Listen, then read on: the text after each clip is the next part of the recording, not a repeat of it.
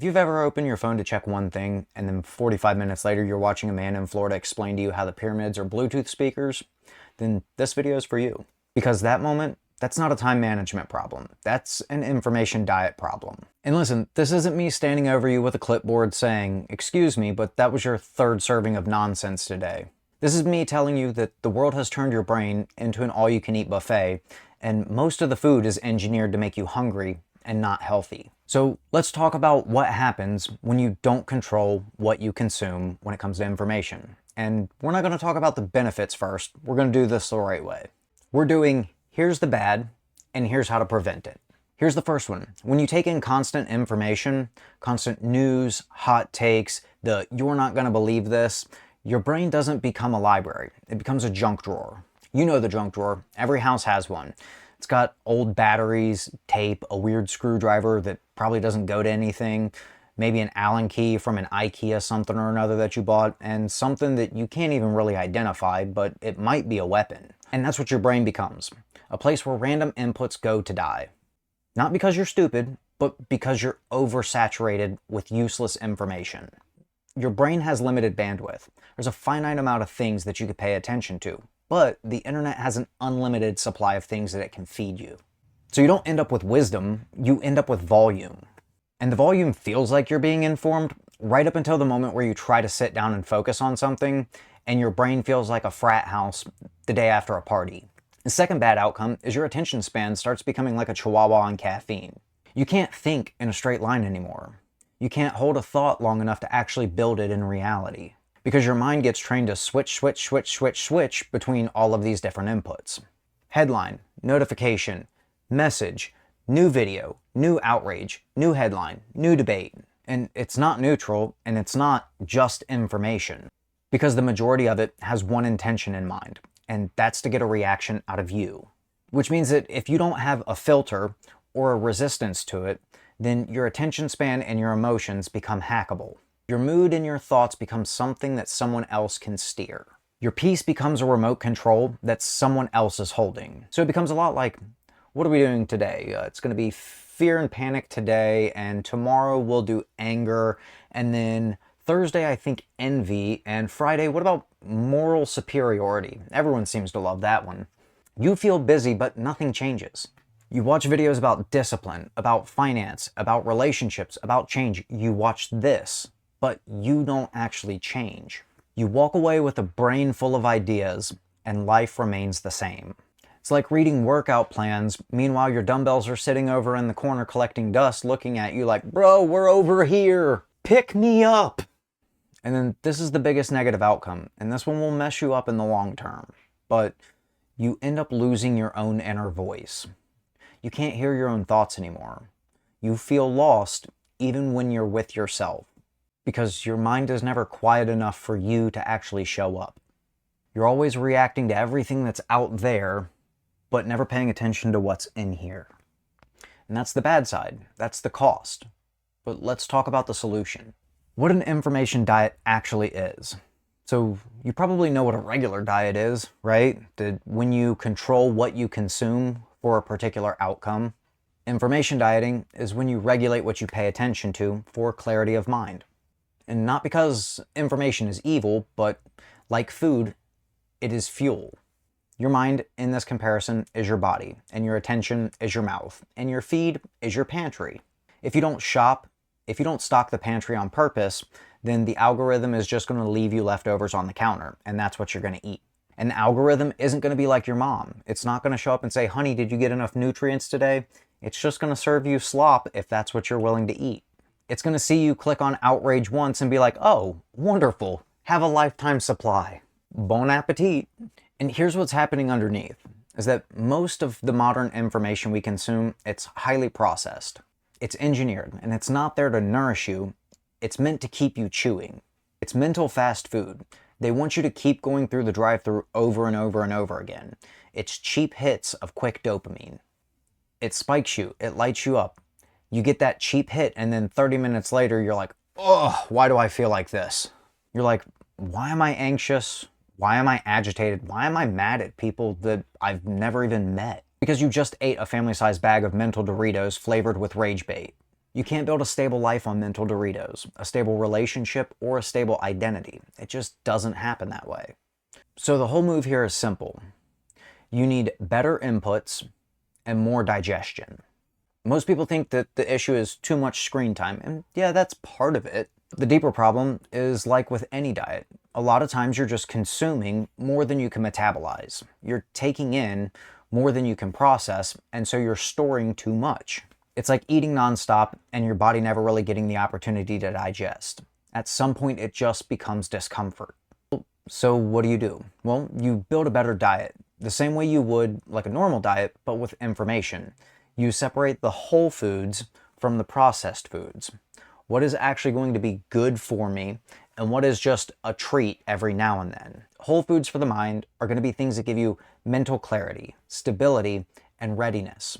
Stuff like reading, long-form conversations, real relationships with real people, journaling, thinking in silence, creating something, and having a physical activity that you can engage in. Processed information is going to be things like doom scrolling, comment wars, rage bait, rumor content, breaking news every 5 minutes, and hot takes, not because they're hot, but just because they're stupid. And here's a simple way to discern between the two. If it spikes your emotion, but doesn't improve your ability to act or react, then it's probably processed. And I'll say that again because it's going to save you a ton of time. If it spikes your emotions and it doesn't improve your ability to act or react to something, then it's probably junk. It's mental sugar. It's not nourishment. It's not there to help you in any way. So you need a filter. I call it the reaction filter. Before you engage with something, ask yourself, is this useful or is it just loud? Does this make me more capable or more upset? Will I remember this tomorrow in a way that improves my life? If the answer is no, then don't argue with it. Don't debate. Don't, well, actually it. Just keep going. Treat it like expired milk. You don't hold a conference with expired milk. You don't keep it around and say, hey, I wonder what this will turn into. You throw it out because it's going to poison you. And yes, I know what I'm saying as a guy who's making content on the internet. It's like the donut shop trying to say, hey, go eat your vegetables. But I'm not like those other guys. I do this for the love of the game. I'm giving you tools. It's your job to use them. If you want to eat donuts, I can't stop you. I just don't want you pretending it's a salad. And here's a part that a lot of people miss, is that you can have a really clean information diet, but still feel scattered, and that comes down to digestion. So you could take in information that's actually really good for you, but if you take in too much of it, you're not going to be able to process it and actually think about it and compartmentalize it and understand it and be able to use it in a way that you need to. So you need a ratio. For me, mine is every hour that I consume of anything, I need 15 minutes to digest it. Sometimes audiobooks that take 8 hours will take me multiple weeks because I will listen to them little by little and really try to understand what it is that I'm taking in. Take in some good content and then give yourself time to digest it. And it could be simple. You could just close the app and type out, what did I learn here? What's something new that I figured out? What do I believe about what I learned? And what am I going to do with this information? And if not talking it out with someone else or writing it down for yourself, just sit and think about it. The world is full of ideas. Play around with them. Because the reality is that meaning doesn't come from information. It comes from the integration of the information. It's how you use it and apply it. Information is just raw material. Integration is what you build out of that material. And if you're just consuming, then all you're doing is stocking up lumber and saying, hey, this is a house. You don't live in lumber, you live in what you build. So build something with it. For me, I have a lot of time to listen to content when I'm at work. But when I get a moment, I like to talk it over with my wife, explain to her what I've learned, what I think about it, how it fits into my worldview, and what I think about what I'm learning. And we have great conversations about it. We bounce ideas back and forth off of each other. For what it's worth, every single app that you have on your phone that has any sort of content that it can distribute to you has filters that you could put in place. Content that you don't want to see. And there's always the block button or the show me less of this that you can engage with. Now, if you don't like this video, go for it. You can curate your entire life based off of the things that you want to learn and the things that you actually enjoy, rather than being served up just a bunch of random nonsense throughout the day. Because on the back end, the algorithm tracks everything you do. If you pause for even a millisecond while scrolling through something, the algorithm is going to log that, and then it's going to serve that up later in the feed.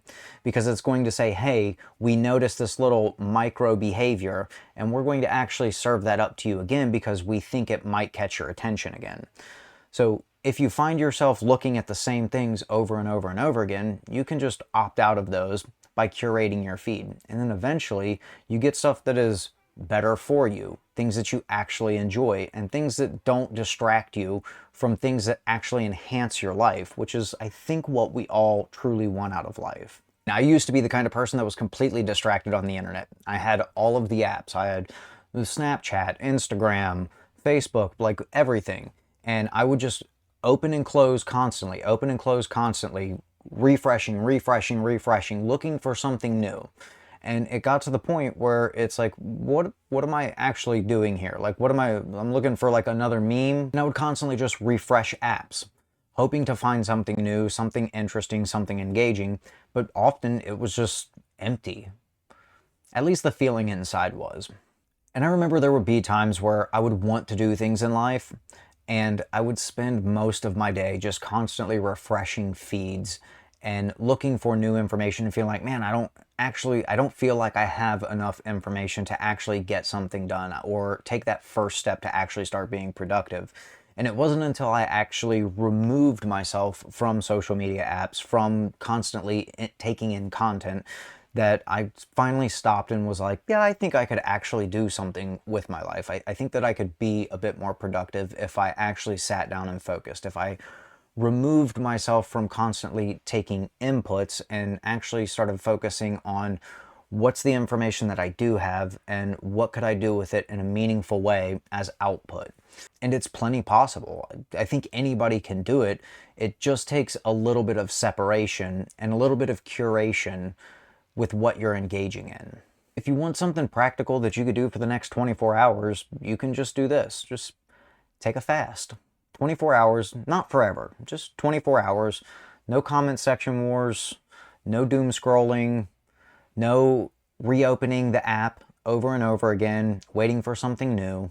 Just one day where you stop letting the world program and pour itself into you, and you reclaim your attention. In that 24 hours, give yourself something intentional that you can do that's meaningful for you. A book, a long conversation with someone, a skill, something that nourishes your mind and soul.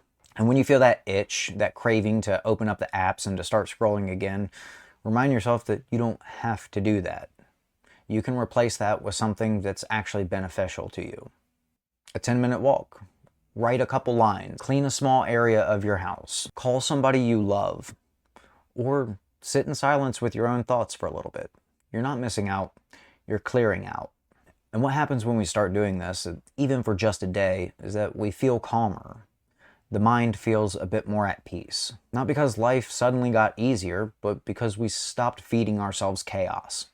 You feel more focused, not because you found some secret productivity hack, but because you stopped fragmenting your attention into 1,000 different pieces with tiny snippets of reels and hot takes. And you feel more of yourself because you stopped renting out your mind to the entire world of strangers that is the internet. And your inner voice gets a little bit louder. And that voice is the one you use to build your future. Information is mental fuel.